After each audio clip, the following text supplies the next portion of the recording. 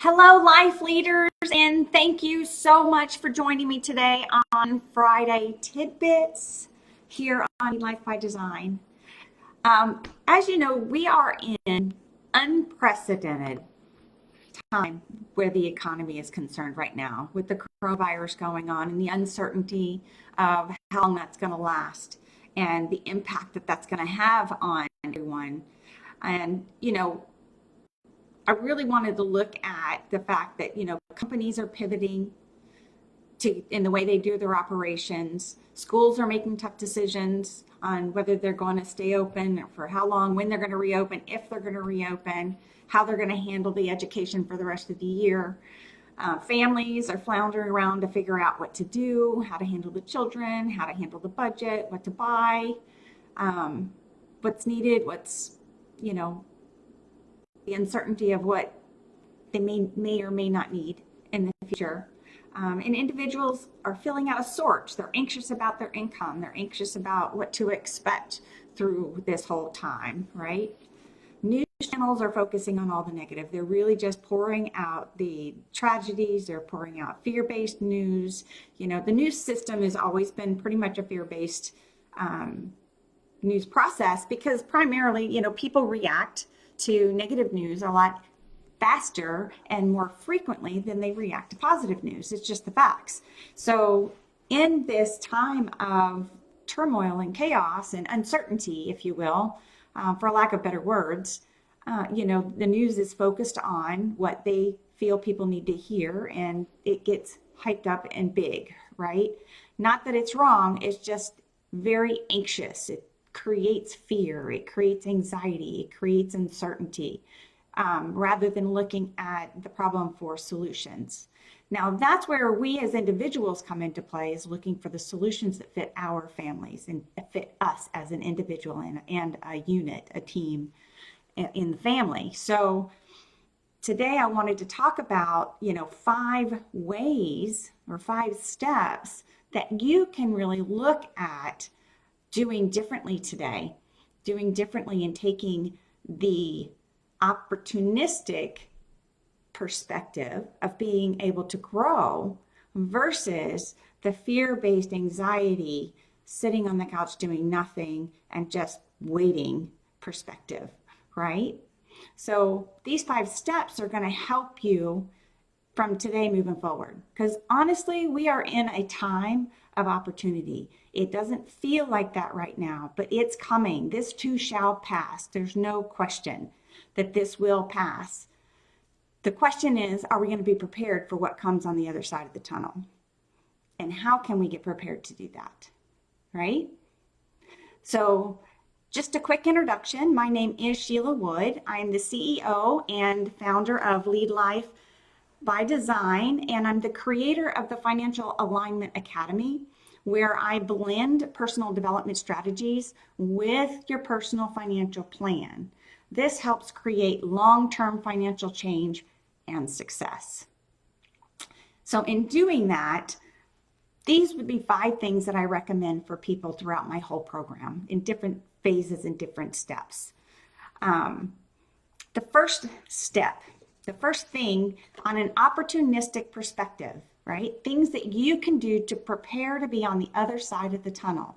When the light starts shining, that's where you want to be, is prepared to win. The first thing is to control your spending now. Now is the time to get that budget in place because everyone is home. Everyone is floundering around. People are buying things that they may not need, right? I mean, the stores, they're not going to stop providing goods. And because everyone's panicking, there's none out there right now. But that will level off because, as people start normalizing within this process, their spending habits are going to level off, which means the stores will start stocking up again. You'll start seeing inventory. Supplies will start being available again. So it's not like they can't get supplies in. It's more about us being able to leave our house and being quarantined, right? So the supplies will be there. It's a matter of when. So what you've purchased now is like enough, like stop. So control your spending. And how can you do that? That's by really looking at pacing what you're spending your money on now, right? I mean, you're looking at purchasing extra food because the kids are home, boredom eating, right? So you need to put those groceries away, split them up, have them last. Whatever you've already purchased, split it up so it doesn't get eaten in a day. Being in Florida, we have hurricane season, right? And it never fails. We load up on groceries when a hurricane's coming because we don't know what that impact's going to be. The uncertainty of that is pretty common, right? We load up on groceries and then all of a sudden we've eaten everything in the first day and a half because we can't stand sitting still, right? Our lifestyle is busy. Our lifestyle is not to sit home with everyone in the house all day long, right? And it's important for us to realize that the habits and the schedules that we have on a regular basis is the habits and the schedules we need to keep even though we're home. And that includes spending your money in a budgeted, structured, pacing format, right? Another way is reallocating your funds.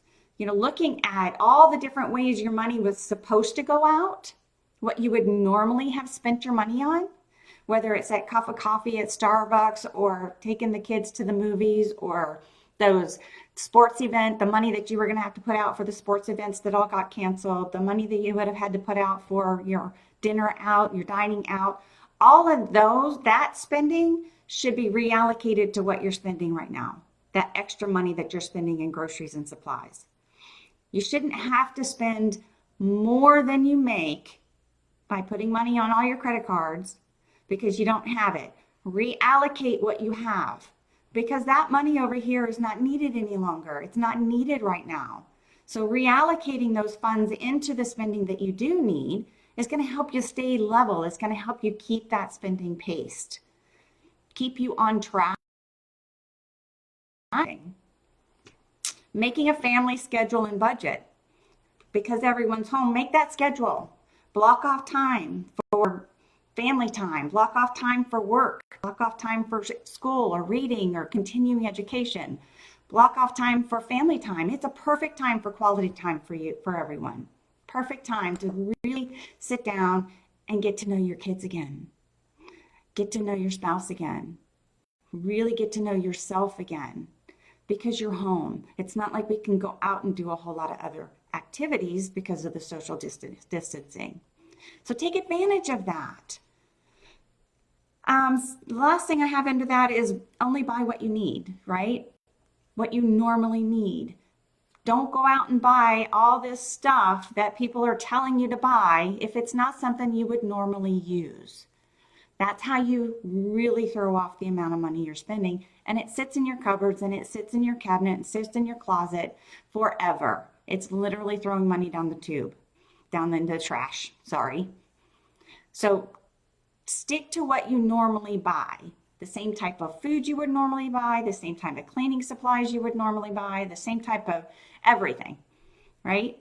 So keeping normalized through this process is going to allow you to stay steady with your finances.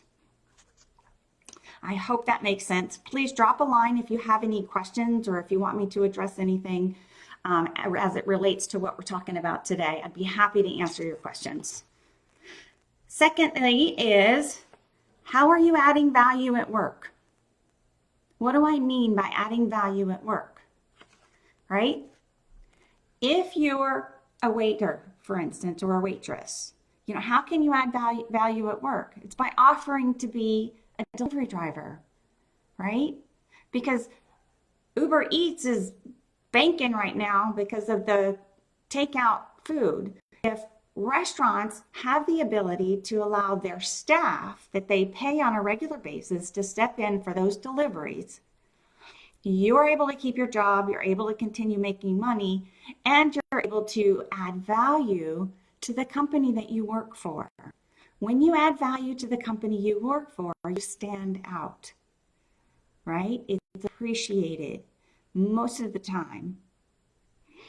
Another example would be if you're a receptionist or if you work at an office, Offer your services, offer what else can I do to help?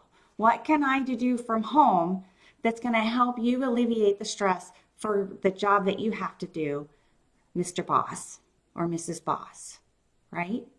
Offer your services over and above and be willing to do whatever it is they ask for. These are trying times for companies as well as the individual. And if the team under the company is working with them to keep the continuity of the business flowing, by throwing out those ideas, by offering your service, by adding value where we are, right? Then you're going to, not only are you going to learn skills that you wouldn't have had the opportunity to learn in the past, but now you're also being seen. You're adding tremendous value. You're gaining new skills. You can't take away what you already learned, right? So add value to where you are.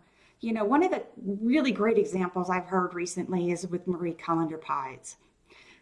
This woman was incredible in the 1940s. I think it was 1948. Don't quote me on all the specifics, but in 1948, she worked part-time at a restaurant, and my camera just went foggy. Sorry about that. It's blurry now.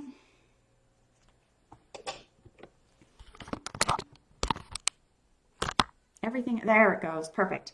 All right. So back to Marie Callender. Marie Callender pies. When she was in 1948-ish, I think, or I'm not real sure exactly the time frame. It was in the 40s. She was a waitress at a deli, and the deli wasn't doing all that great. So it came a point where they were going to open up a snack area, and her boss and her talked about her making pies from home. She literally started with making pies from home, bringing it into the restaurant and selling them by the slice. The first day she made one pie, she brought it in. By the day 2, they were asking for 2 pies. By day 4, she was bringing in 4 pies a day. And all the way up to her adding value in that moment by making pies created an entire business for her. She has 28 restaurants currently, which there were many more open during that time frame. She's got every freezer in the grocery store has a Marie Callender pie in it. She's worth billions before she died in 1995, I think she died. But her legacy is worth billions because she added that one extra step to help the restaurant she worked at part-time. So you never know where that value add is going to lead, whether it be a skill you gain or the appreciation of your boss, which gives you a raise, or the branching off of creating your own thing. So adding that value is tremendous to the future growth of your finances. So just something to consider. One of the things as a manager that from a management perspective that I used to get frustrated with is that it's not my job's mentality, especially when we're in a disaster situation. Disaster recovery and business continuity was one of my primary responsibilities at the credit union. So when we were in a crisis situation, when we were in a continuity situation, making sure that systems are up and running through a hurricane threat or anything else that we needed to do, even during testing, it's not my job mentality can literally domino affect the entire company because the job still has to get done, right? The value that the individuals added during those times was noticed. It was noticed. And it was also created that unity of team and the continuity of the team moving forward as well. It created relationships. So there's many different benefits to adding value to the company where we are in this environment today and saying, yes, what can I do to serve? Okay, so number 3, what can we do at home? How about starting that passion project? This is a prime opportunity with you being home to start that passion project that you've been saying you don't have time to do. Right? If I was to ask you today in this moment, what is one thing that you have always dreamed of doing? What would you say? Right? Would it be writing songs? Would it be writing that book you've been dreaming about? Would it be teaching English to kids across the country? Right? What would it be? Now's the time to start that passion project. You have the time while you're home. You have the system. Your family unit can help you with that as well. But it's identifying the dream. It's start recognizing that passion project and then taking the steps to make it real, to bring it to fruition. Take those steps. It's an amazing opportunity, right? You can write a book in less than 3 days if you really put your mind to it. If you understand, if that was your passion project and you know the vision of what you've been dreaming all these years, right? You can write the first draft in a weekend because it's already in your head. You've been developing it for your whole life. This is an opportunity to schedule it out and do it, right? So exciting. These are really great times if you're willing to see them that way. All right, number 4, up-level your resume. What do I mean by that? I didn't say update your resume. I said up-level your resume, right? That means increasing your value on paper, right? If I was to ask you, if the world was your oyster and you could choose to be anything you want to be, you could do anything you wanted to do for a living, what would that be? What would it be? This is an opportunity for you to get your resume ready to move to the next level and move to the next level and then move to the next level, right? When you know where you want to go, it is easy to create the stairway to get there. That vision is important because it may be that you want to be a CEO as an example. If a CEO is how you see yourself sometime in the future, right? Then you get to ask yourself, so what's my next step from here, right? How do I get there from where I am? How do I create my resume to show the value, the personality, the characteristics, the skills that I have that fit the next step? And how do I fill the gap of what's missing? What skills do I need to have in the next step? How do I fill that gap? Right? Your ability to learn, your openness for feedback. All of that is beneficial in up-leveling your resume, showing your character, right? Showing that you add value no matter where you are and in no matter what times we are in. That's how you up-level your resume. That's how you make more money.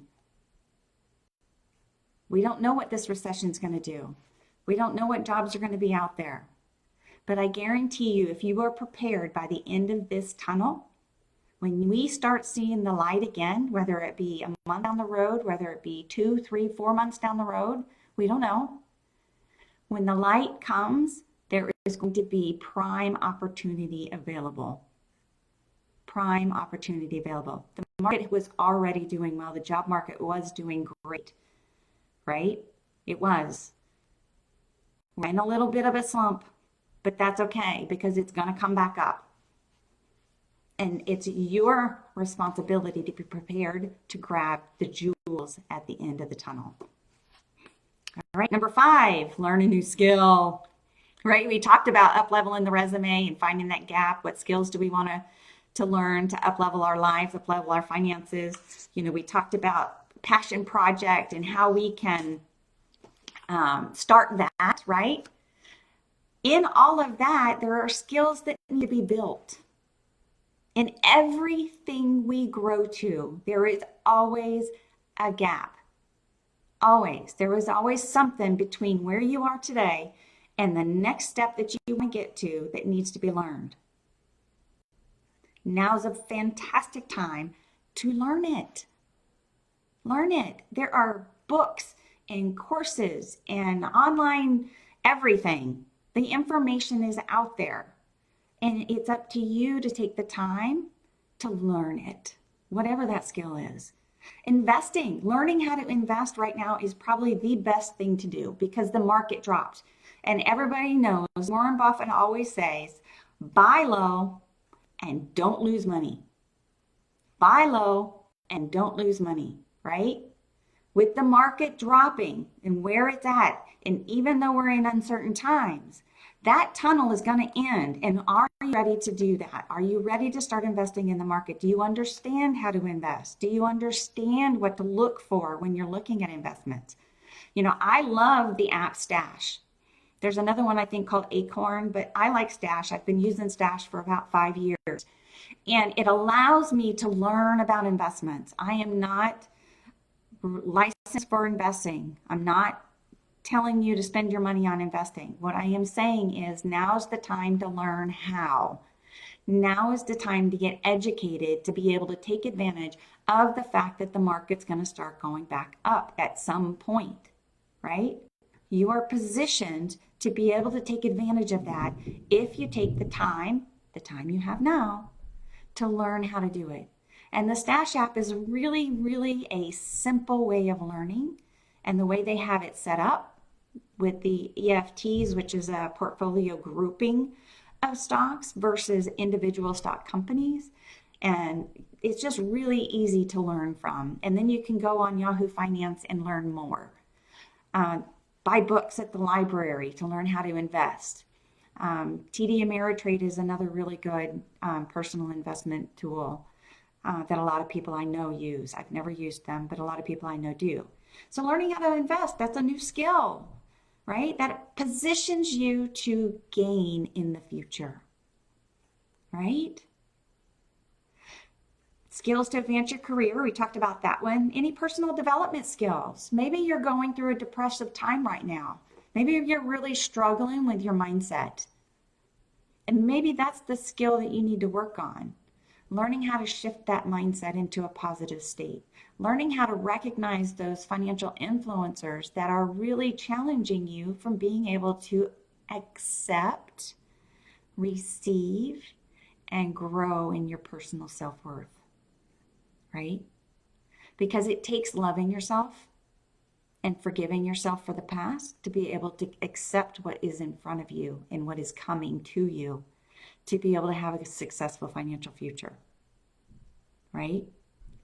And it's another opportunity to learn. You know, maybe it's becoming a better leader. Maybe you're a manager or a leader in your company, or maybe you want to be a manager or leader in your company. Leadership books, leadership skills, reading, understanding, and learning how to be a leader is critical to the long-term growth in a professional career. Leading people from where you are, whether you're just a team member or whether you're a manager, leading your team and leading your being able to lead with your superiors, those are critical skills. It's also things that you can learn today, right? You know, maybe it's homing in on your gifts. Maybe you love to cook. So maybe learning a little bit more about being a chef and cooking. This will be a great opportunity for you to do that.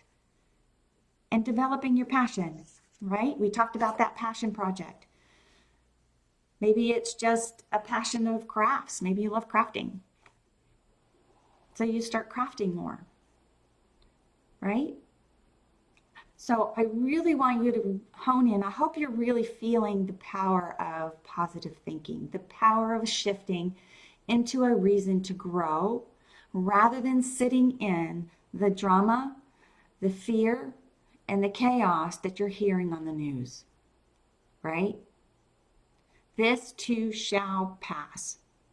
And when it does, be prepared to collect on the gains because they will be there. So I hope you enjoyed today's training.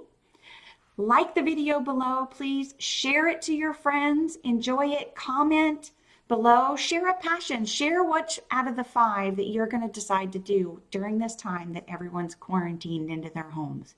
Share with us, let us know what your passion project is, what the skill you're going to learn. I'd love to hear your feedback, and if you have any questions, please also leave them below. I'd be happy to answer. So thank you for joining me today on Friday Tidbits, and I look forward to seeing you next Friday. Thank you.